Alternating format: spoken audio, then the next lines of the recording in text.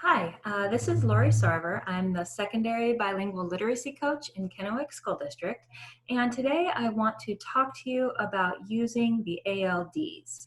ALD stands for Achievement Level Descriptor, and this is a tool that is provided to us to help understand what a language learner's ELPA scores actually mean.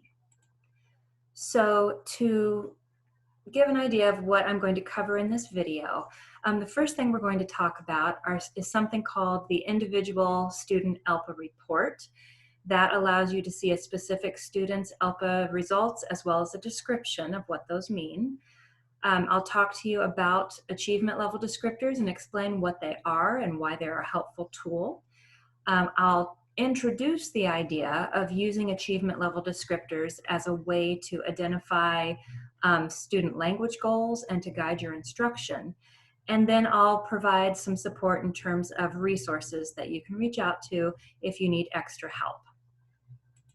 Okay, so let's get going. First of all, each student who takes the ELPA receives an individual ELPA report, and this allows you to see in more detail what the student's ELPA score means and what they can actually do. Now, before I launch into this report, let's do a little bit of a review about ELPA scores. So ELPA stands for the English Language Proficiency Assessment, and it's the test, the state test, that all English learners take every year to show their progress in language acquisition. The ELPA has 4 subtests, one for each language domain. So they are tested in their ability to listen, speak, read, and write in English. So students receive an overall score. It could be emerging, progressing, or proficient, but then they also receive separate domain scores. And those scores range all the way from a 1, meaning that they're very emerging, all the way up to a 5, which is a 4 and 5, is what we like to see students achieve. That means they're at a near native English speaking level. Okay, so every month, Maria Gonzalez in federal programs, she sends out a spreadsheet, the district spreadsheet for our English learners. And on that spreadsheet, you can find students' most recent ELPA scores. It gives you a ton of information, but you can scroll all the way over and find their most current ELPA test. You can get the overall score, and you can also look at the numeric scores for the different domains.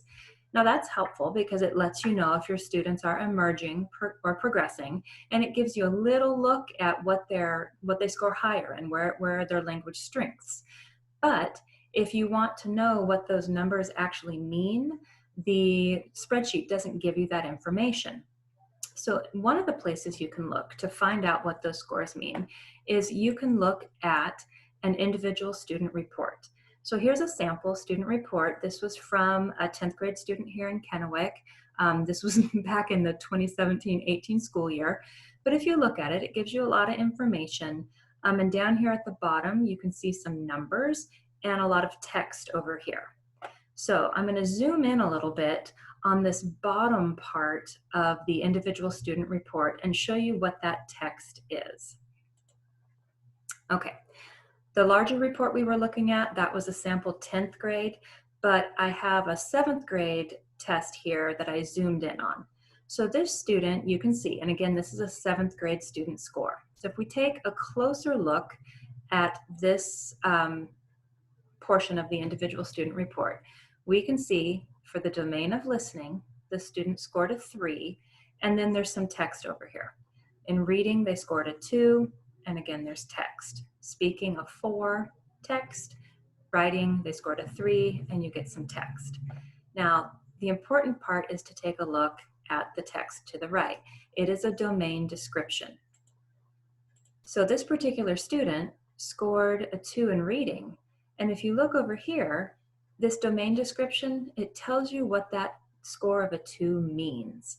It says when reading grade appropriate text, the student at a level 2 is working on identifying the main topic, few key details, simple written texts, identifying keywords and phrases, responding to simple comments and questions, some of the WH questions, who, what, when, where, why, gathering and recording information.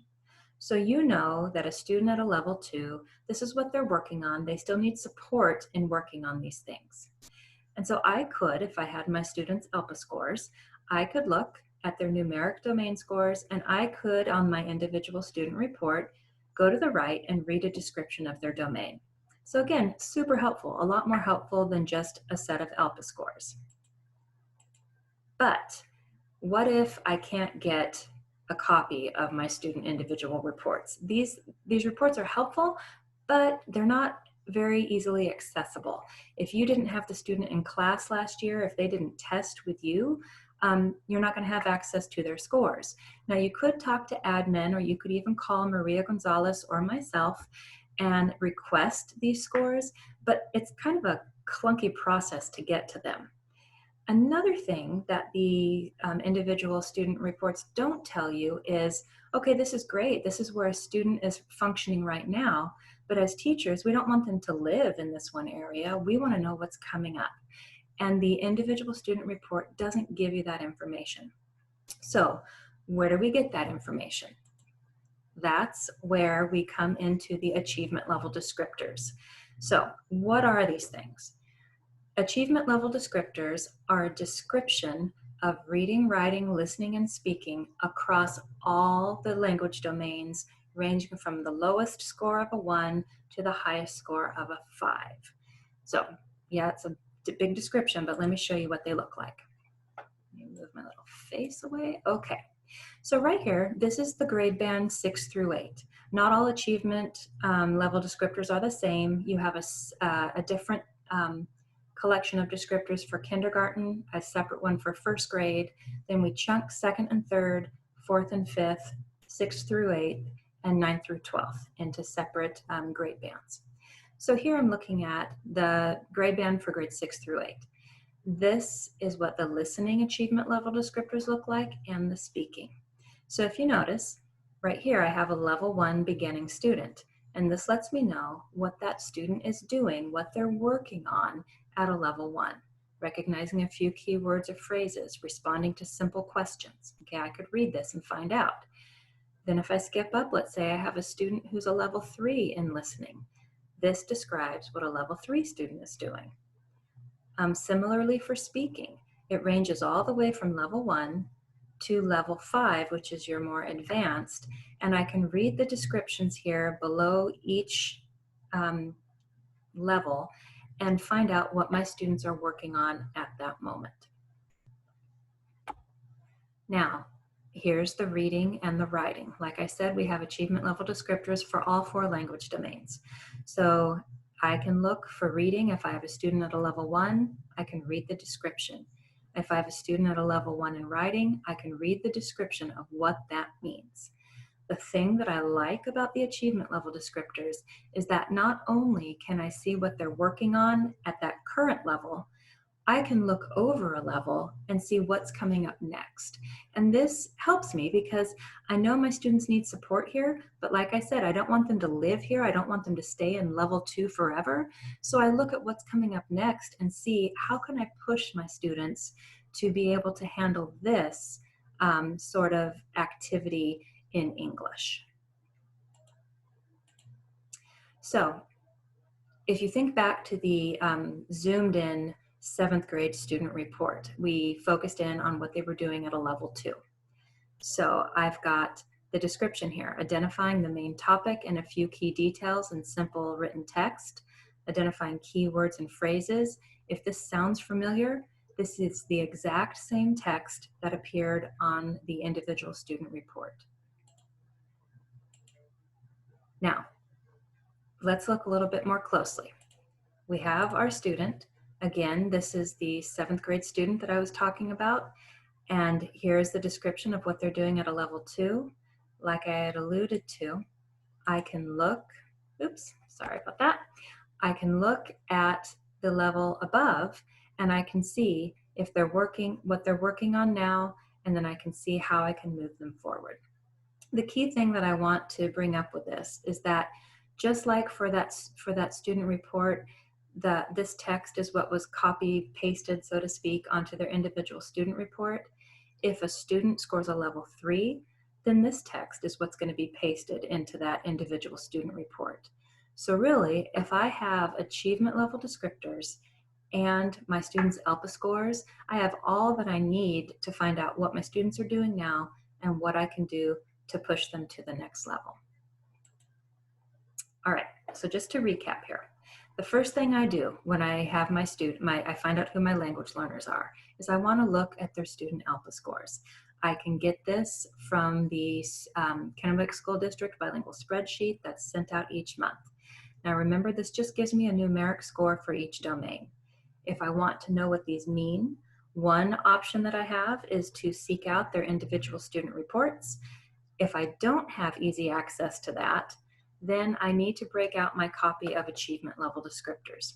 Now, one thing I forgot to mention is that these descriptors, you can find them on the OSPI website under Migrant Bilingual. You can also contact me and I'd be happy to share a link with you to go directly to those descriptors, and I'm going to try to embed that link into the description of this video. But if I'm not able to do that or something happens, feel free to contact me and I will get those achievement level descriptors to you. Now in the next video I'm going to make, I'm going to talk to you about how, based on those descriptors, you can set language goals for your students and then determine what scaffolds they need to meet those goals. So you cycle between looking at the ALDs and setting goals, providing scaffolds. As students grow, look again to your ALDs and set different scaffolds as you create different goals for your students. So it's a little bit of a process, which is why I'm putting this portion in a separate video. Okay. Covered a lot of information. So if you need extra help, remember you are not in this alone. You can always reach out to me at my email address. Corey Shore is a great person to talk to, our district GLAD coach. And again, just a reminder, there are the copies of the achievement level descriptors on the OSPI website. And then finally, if you are interested in learning in more detail how to set language goals and determine scaffolds, I have a video called Using ALDs to Set Language Goals and Determine Scaffolds. And I'll go into that process in a lot more detail. Thanks a lot. I hope this was helpful.